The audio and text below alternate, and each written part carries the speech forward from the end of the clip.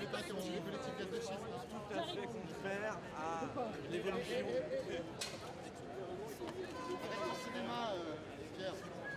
Ça se présente comme étant un accord de commerce, c'est-à-dire pour faciliter le commerce.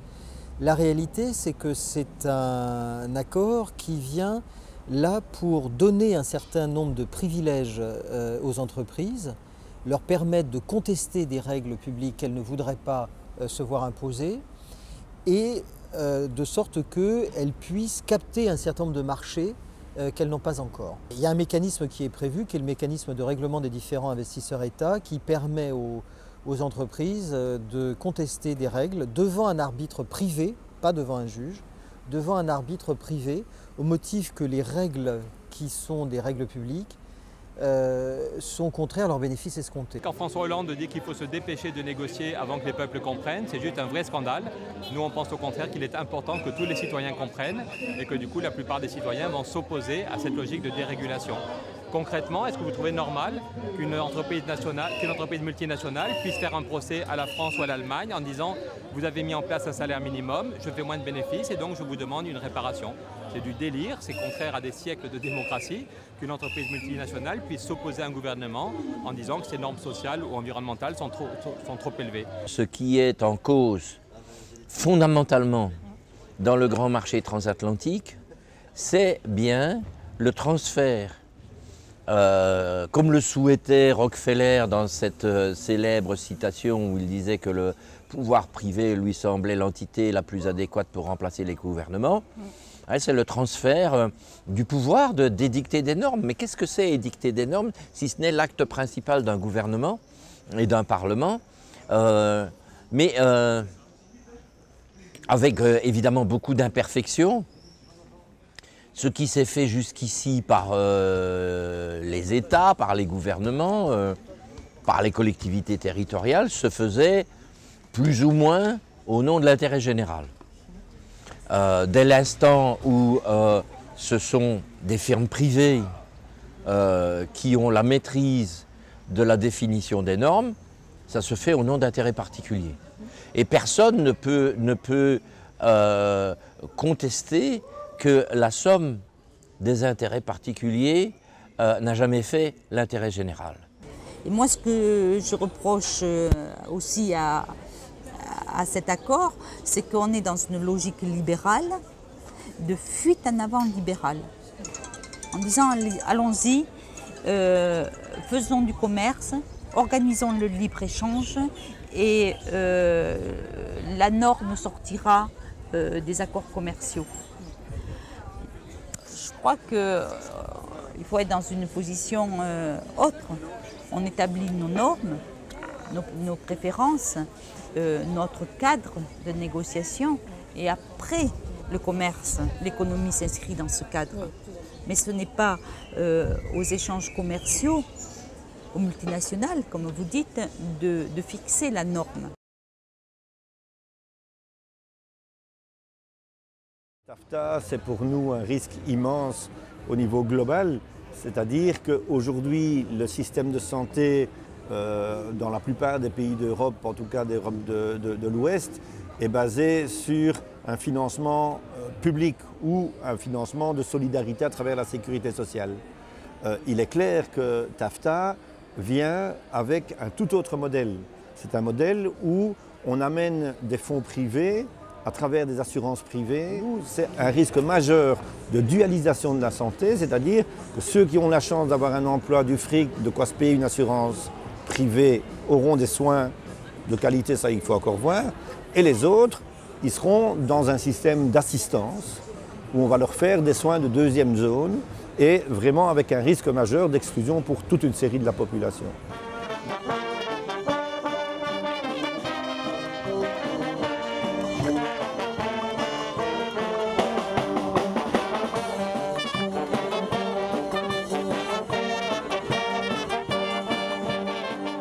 très concrètement, il est prévu qu'il soit impossible, par exemple pour des collectivités locales, de prioriser l'origine des productions agricoles qui sont servies dans la restauration collective. Ça, c'est un exemple qui illustre bien comment l'agriculture industrielle peut conquérir les espaces qui étaient encore occupés par une petite agriculture locale et dévolue à la satisfaction des besoins de la population alentour. Par exemple, moi je fournissais jusqu'à il y a quelques années l'hôpital de Villeneuve-sur-Lot en poires. Poires que j'affinais, que je préparais, que je faisais mûrir de façon à ce qu'elles soient consommées le jour même. Et il est des clauses dans l'accord transatlantique qui interdiraient en fait que les collectivités locales privilégient la production locale. Et il ne resterait finalement comme critère de choix pour les collectivités locales que la notion du prix. Si le TAFTA passait, finalement, un producteur de pêche de Californie aurait exactement le même droit d'entrée que moi. On a un avant-goût des produits du marché transatlantique offert par l'hypermarché transatlantique. Donc c'est l'avant-première de tous les produits qu'on peut avoir dans nos assiettes d'ici 2 ou 3 ans avec le marché transatlantique.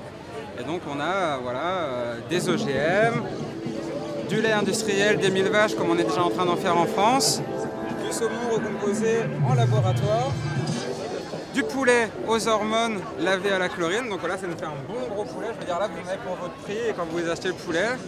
Et aussi de l'eau naturellement pétillante au gaz de schiste, donc qui est tout à fait rafraîchissante, que vous pouvez goûter. Et toutes sortes de jus de fruits dont on ne peut pas vous révéler la formule, c'est un secret industriel. Dans de nombreux États américains, ils ont déjà eux aussi des normes sanitaires. Je pense en particulier par rapport aux OGM.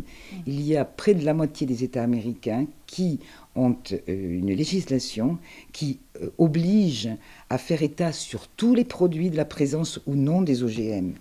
Et donc, il y a aussi, les États-Unis, ce n'est pas un bloc, il y a aussi à l'intérieur des États-Unis des craintes, justement parce que toutes les avancées qu'il y a pu y avoir ces dernières années en termes de protection des consommateurs, etc., risquent une grande régression. Donc, aussi bien en Europe qu'aux États-Unis.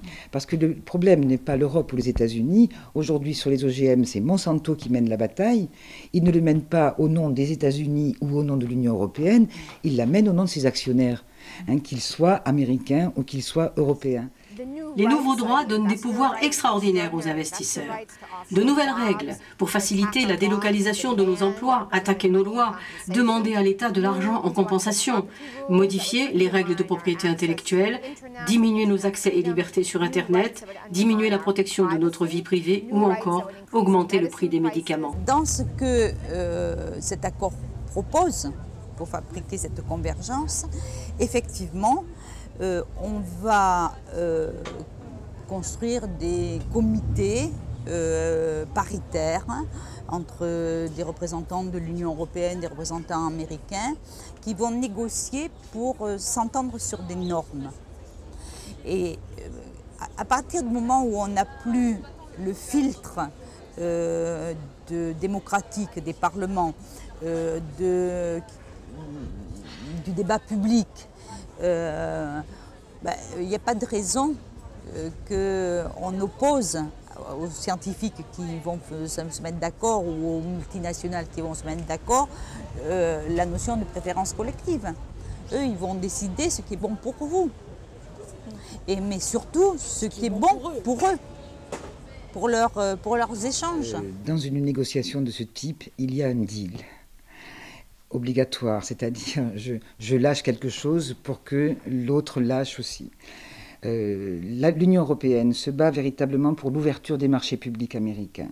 Et en échange, ce qui serait échangé, c'est l'abandon de fait de ce que nous avons en Europe et qui figure même dans le traité de Maastricht, même si nous ne sommes pas d'accord avec ce traité, c'est le principe de précaution.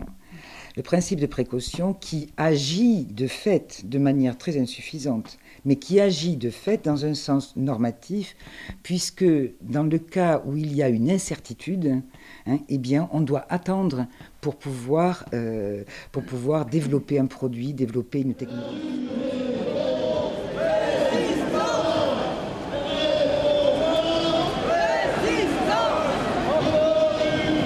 clair que nous avons, dans les logiques des laboratoires pharmaceutiques, des logiques de protection de tout ce qui est propriété intellectuelle, qui crée une dynamique qui est une dynamique plutôt de protection des intérêts et des bénéfices à engranger pour les années qui suivent. Là, nous avons des doutes énormes sur notamment ce qu'on appelle les médicaments génériques en Europe, qui sont repassés au public toute une série de brevets qui aujourd'hui ont amorti déjà la recherche, etc.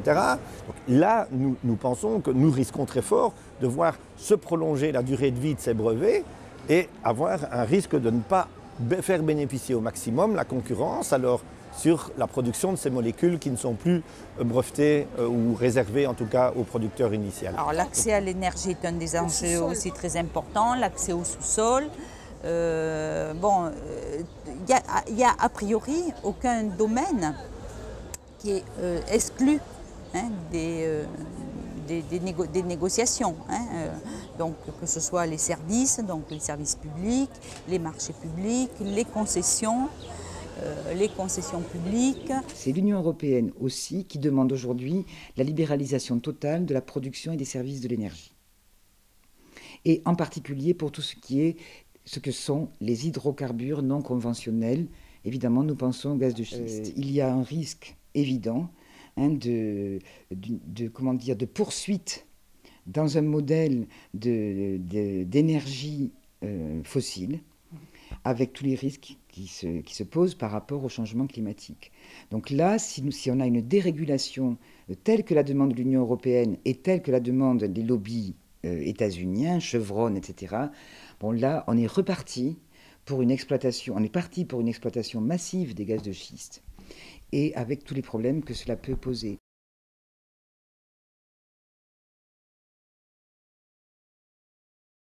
On a depuis une trentaine d'années un système qui tend à remplacer la souveraineté des peuples par la souveraineté des marchés.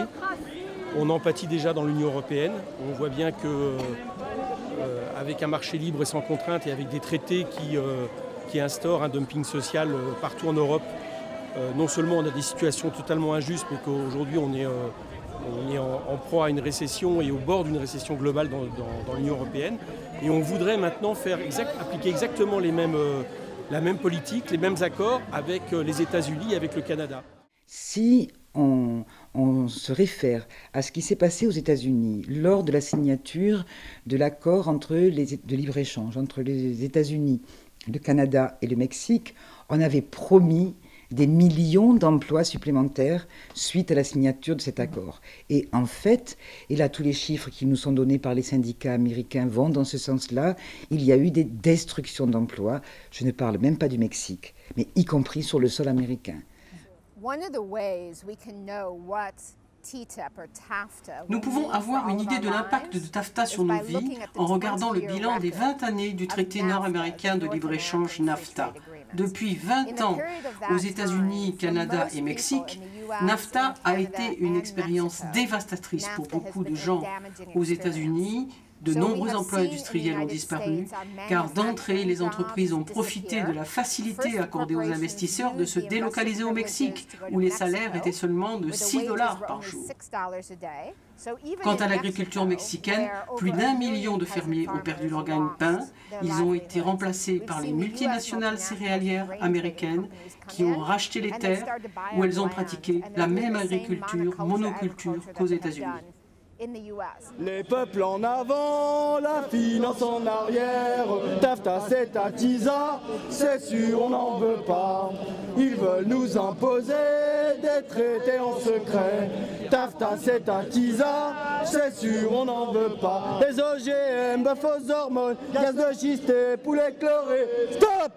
Les peuples en avant, la finance en arrière.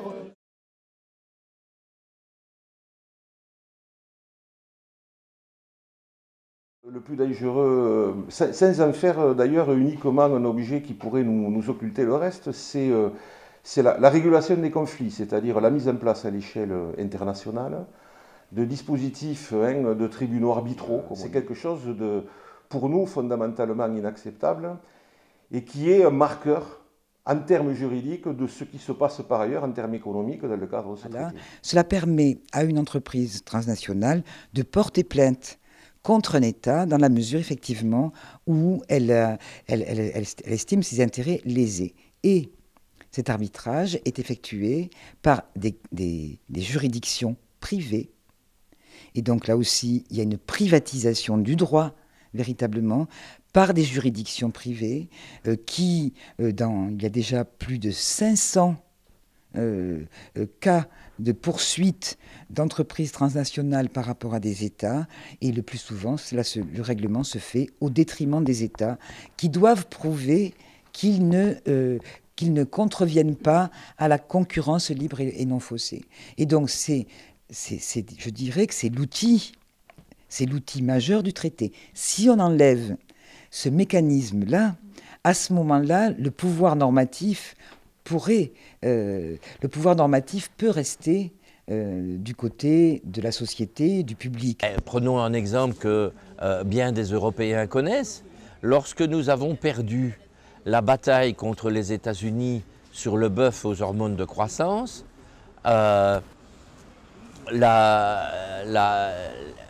les pays qui ont perdu étaient devant soit l'obligation de payer ce qu'on appelle des compensations, qui se chiffrent en centaines de millions de dollars, soit d'abroger l'interdiction, la règle, donc l'interdiction du bœuf aux hormones de croissance. Concernant les plaintes des entreprises devant les tribunaux arbitraux privés prévus par NAFTA, ce sont 400 millions de dollars qui ont été versés aux entreprises suite à leurs actions contre nos lois sur l'eau potable, la sécurité alimentaire, l'environnement, l'étiquetage et les normes réglementaires minimales. L'exemple le plus connu est celui de ce qu'a été intenté la multinationale Philip Morris en Australie, et qui a engagé une procédure contre le gouvernement australien qui lui-même de son côté avait engagé des campagnes publiques de lutte contre le tabagisme. C'est au jour d'aujourd'hui que cette décision-là a, par exemple, fait reculer au Royaume-Uni la mise en place de ces mêmes politiques publiques-là, tout simplement parce que ça desservait les intérêts d'une multinationale du tabac. C'est un système de gestion des différends qui est supra-démocratique, post-démocratique. Voilà. Voilà. Et donc effectivement, la souveraineté des États, c'est-à-dire la souveraineté populaire qui se dote de règles, est assujettie à des intérêts commerciaux. Si on n'a pas des tribunaux indépendants, des intérêts commerciaux, et par contre, politiquement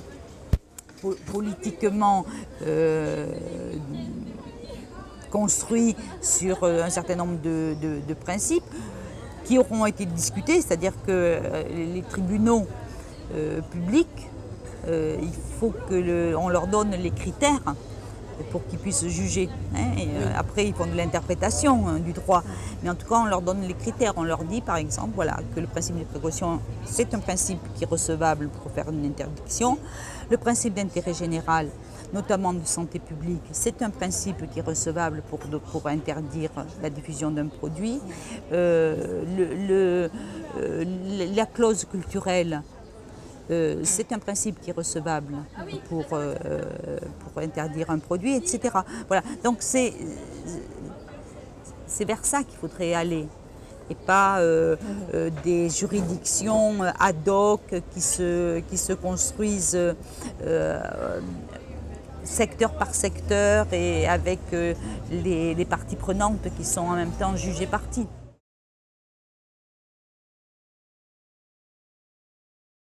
Si nous reprenons véritablement ce qu'est ce projet, c'est-à-dire un transfert des normes sociales et politiques vers des normes privées produites par des firmes.